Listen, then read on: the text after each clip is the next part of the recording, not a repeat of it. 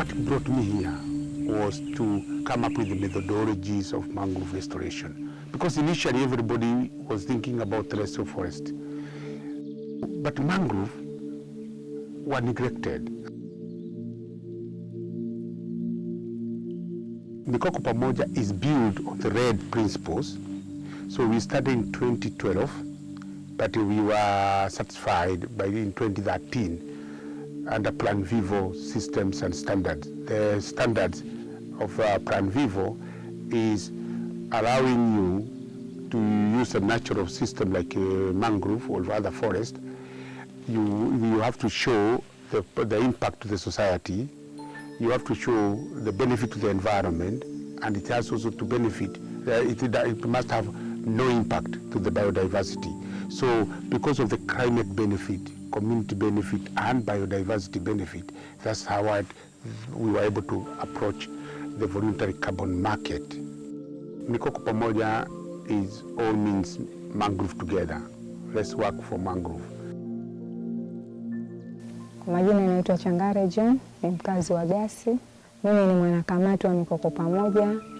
Niliingia mwaka jana katika Mikoko Pamoja, na tangu niingie kwa Mikoko Pamoja naona shughuli zetu zaenda sawa, sababu niliingia kwa Mikoko Pamoja niliona mafanikio ya Mikoko Pamoja hapo awali kabla sijaingia kwa kamati. Tulipata faida ya vitabu kwa watoto shule, tukajengewa madarasa, alafu pili tukaletewa furniture kwa hospital, tatu tukapata mradi wa maji. Hiyo ndio tuliona nilipoona mafanikio ya Mikoko Pamoja, nami ndio nikaamua kujiunga kwa Mikoko Pamoja. Mikoko ndio hii mikoko ndio tunapanda, tunavuna ile hewa kaa. Ile hewa kaa tukivuna ndio inatuletea huu mradi, hii miradi yote ambayo tunapata, manake ndio tunauza ile hewa kaa. Ndio tunapata hii miradi yote ambayo tunafanya kwa kijiji. My name is Anna Njiro. I work with Mikoko Pamoja, community-based organization, as the impact officer. Well, Mikoko Pamoja is a very special project because it conserves mangroves, and in that then it brings benefit to the community, to the climate, and to biodiversity. The Gazi is 615 hectares of mangrove. The community are managing 107 for avoided deforestation. And every year they are planting 4,000 trees. You saw the nurseries. So those nurseries are to be able to plant the degraded area of Gazi for 20 years. That was our contracting period. So the money comes and is shared by the community based on the priority project, because there are two villages, Makongeni and Gazi. So the money that comes is shared based on the size of the village, and it is used to support education, support health sector, support water system, and the rest of the money is the one that is used to replant mangrove. Because restoration of mangrove is not only planting, we also have natural regeneration. So it means if you can help the community appreciate the system in terms of fisheries, in terms of shoreline protection, in terms of their livelihood, they can protect it. Pengine kuna siku tuweza nikakaa tu hivi nyumbani hali ngumu, na tukaambiwa kesho tunaenda kwa monitoring, na kwa tukaenda kwa monitoring huwa kuna malipo fulani tuwapata, tukaenda kwa planting tuna malipo fulani tuwapata. Sasa nimeona faida ya Mikoko Pamoja. Imetuletea msaada wa majiko, wakati lile jiko hata mimi mwenyewe binafsi niko nalo hilo jiko, na nimeona faida lile jiko sababu halitumii kuni nyingi na uwakaji wake ni mzuri, si sawa na lile jiko la meko matatu. In terms of energy, 70% of coastal communities rely on mangroves for energy, that is firewood. and construction poles. And they're also important in terms of fishery production and shoreline protection. So because of this, their loss is very critical. And so the project started so that it can continue to sustain the supply of these ecosystem goods and services.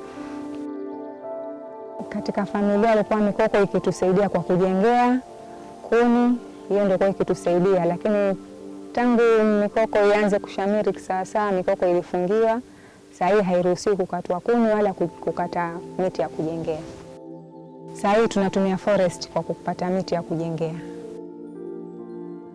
My name is Lilian Mwihaki Moge. I provide technical assistance in the Mikoko Pamoja project that is helping with the scientific work within the project. For Mikoko Pamoja, the key science we help them with is monitoring the forest and being able to determine how much carbon they have in the forest at any given time. Involved first establishing the baselines so that we are able to determine how much additionality we'd have in the project. So establishing the baselines involves coming to the forest and determining how much biomass and carbon there is in that forest. We also look at the biodiversity so that you're able to determine the additionality of the forest into three aspects. Number one is the carbon for climate mitigation. Number two is biodiversity, and number three is community. So in essence, we say Mikoko Pamoja is a very good example of what we call a triple win. A win for environment, a win to the community, a win to biodiversity. We are saying if you can harvest them in a sustainable way, and sustainable now is an issue here. What sustainable? How many trees you remove? So in our work, we support the community by coming with harvest plans. But area that cannot, because you remove so much, we show you how to restore them. That is what has made this project the first one on earth to be able to protect and restore mangrove using carbon credits. For the forest and for the biodiversity, we have three activities in the forest. The first one is avoided deforestation, then we have protection, and we have replantation. So this is our plantation where in the early 90s, there was nothing here. It had been completely degraded. The trees had been extracted for other uses. And so scientists came in with the assistance of the community and donors and planted this rhizophora. This is a monospecific plantation. So they planted this forest. This is one of the project sites. Kwa majina naitwa Shabani Mwinyi kutoka Gazi, ni Scout Ranger wa Mikoko Pamoja project. Hii nilikuwa selected by the committee yenye ilipita, na kitu kilifanya pia nipende kwa sababu ni among the community. Kwa hivyo hiyo kitu ni yetu kama community member, na hiyo project ni yetu. Kwa hivyo ilinipelekea hata mimi kujisikia pia morale wa kufanya hiyo kazi.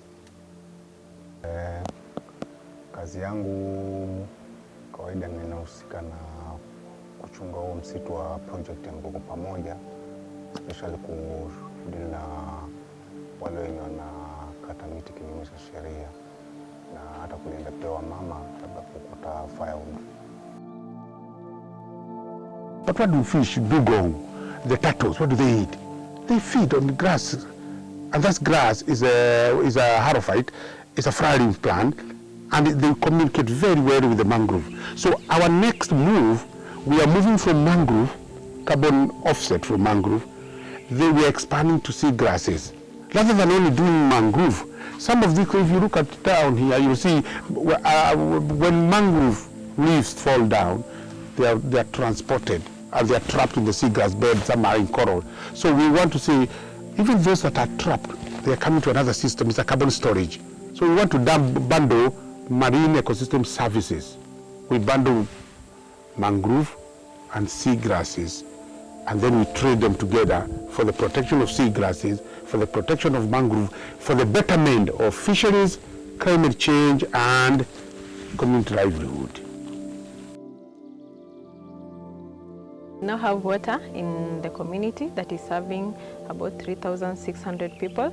that is serving 2 local primary school and 1 secondary school. And apart from that now, and we've done that by providing water tanks. And when you work in the community, you'll notice that there are water points where the people who cannot be able to install water in their houses, now they can go and access it from the water points, where water is sold at affordable prices, that is about 3 shillings per 20-liter jerrycan. Mabadiliko kutoka nianze, mabadiliko yanapatikana kwa forest yenyewe, hata kwa community. Kwa sababu before kwa forest ilikuwa kidogo kuna ule uharibifu ambao unafanyika kwa wale cutters, local cutters wale. Kwa hivyo sehemu nyingi ilikuwa inakuwa bare.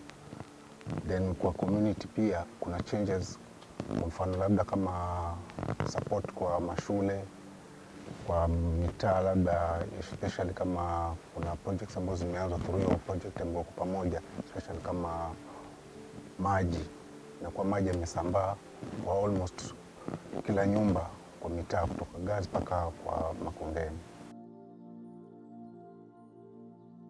It's not a myth that carbon money can transform a village. When I see community waking up in the morning, going to the mangrove, and then they make livelihood from the mangrove. I see a kid going to school because the money they are using or the desk they are using are coming from mangrove. I see the water. We are serving, the village has 7,000 people. 5,000 of those people, if you go to the whole village, they are using tap water. That tap water comes from the carbon money. Mikoko na samaki na uhusiano, sababu tangu kwanza tufunge mikoko kukatwa, faida ya samaki tunaipata, sababu samaki wanapata chakula.